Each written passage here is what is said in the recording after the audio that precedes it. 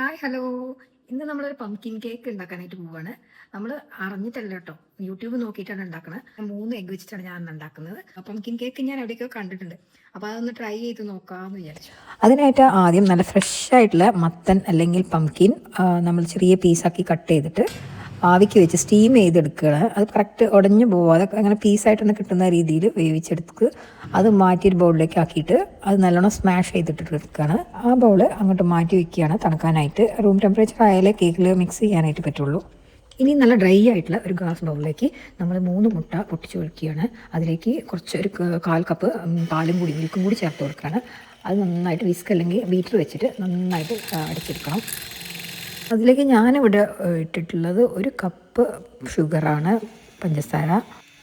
ഇതൊക്കെ ചെയ്യുമ്പോഴേക്കും നമ്മുടെ പംകിൻ ഉടച്ച് വെച്ചത് നന്നായിട്ട് തണുത്തിട്ടുണ്ടാവും. അത് നമ്മൾ ഇതിലേക്ക് ഇട്ടിട്ട് നന്നായിട്ട് വിസ്ക് വെച്ച് ഒരേ സൈഡിലേക്ക് മിക്സ് ചെയ്ത് കൊടുക്കണം.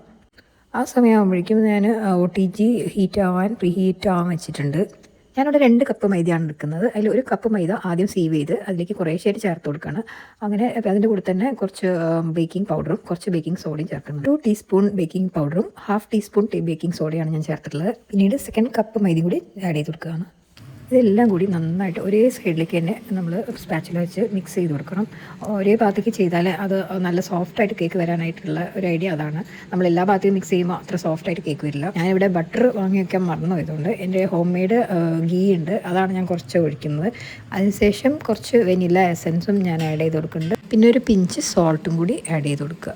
ഇനി കേക്ക് ട്രേയിലേക്ക് ബട്ടർ പേപ്പർ ഇട്ട് കൊടുത്തിട്ട് അതിന് മേലെ കുറച്ച് ഗ്രീസ് ചെയ്യണം. എൻ്റെ അടുത്ത് കയ്യിലുള്ളത് ഗീ ആയതുകൊണ്ട് അതൊന്ന് ഗ്രീസ് ചെയ്തിട്ട് അതിലേക്ക് ഞാൻ ഈ ഒരു മിക്സ് ഒഴിച്ചു കൊടുക്കുക ചെയ്യുന്നത്. OTGയിലേക്ക് വെക്കുന്നതിന് മുമ്പ് തട്ടി കൊടുക്കുകയാണ്. ഇനി നമുക്കിത് OTGയിലേക്ക് വെക്കാം. പ്രീ ഹീറ്റഡ് ആണ്. അത് കണക്കൊന്നും എനിക്ക് അത്ര അറിഞ്ഞൂടാ. ഞാൻ ഏകദേശം ഒരു 180 ഡിഗ്രിയിൽ 20 മിനിറ്റ്സ് വെച്ചിട്ടുണ്ട്.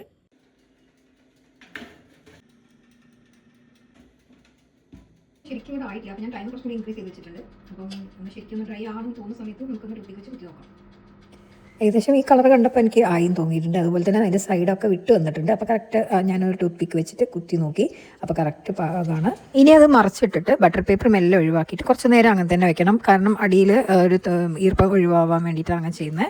എന്നിട്ട് കുറച്ച് നേരം കഴിഞ്ഞിട്ട് നമ്മളത് നേരെയാക്കിയിട്ട് കട്ട് ചെയ്തെടുക്കുകയാണ്. അങ്ങനെ നമ്മുടെ pumpkin cake, first time try ചെയ്ത പംകിൻ കേക്ക് റെഡി ആയിട്ടുണ്ട്. നമുക്കെല്ലാം പഠിച്ചിട്ട് കേക്ക് ഉണ്ടാക്കാമെന്ന് വിചാരിക്കുന്നതിലും നല്ലത് നമുക്ക് ഇതുപോലെ വീട്ടിൽ സിമ്പിളായിട്ട് അറിയുന്ന കാര്യങ്ങളൊക്കെ വെച്ച് ഉള്ള ഇൻഗ്രീഡിയൻസ് ഒക്കെ വെച്ച് ഇങ്ങനെ ഓവനൊക്കെ ഉണ്ടെങ്കിൽ നമുക്ക് ഇതുപോലെ ട്രൈ ചെയ്ത് നോക്കാം. എനിക്ക് പറ്റുമെങ്കിൽ നിങ്ങൾക്കും എന്തായാലും പറ്റും. നിങ്ങൾ എന്തായാലും ട്രൈ ചെയ്ത് നോക്കണം. എന്നിട്ട് കമൻസിൽ അതിൻ്റെ റിസൾട്ടും പറയണം. ഇതിൽ ഒരുപാട് പോരായ്മകളൊക്കെ ഉണ്ടെങ്കിലും നമുക്ക് വീട്ടിൽ കഴിക്കാൻ ഇത് ധാരാളമാണ്.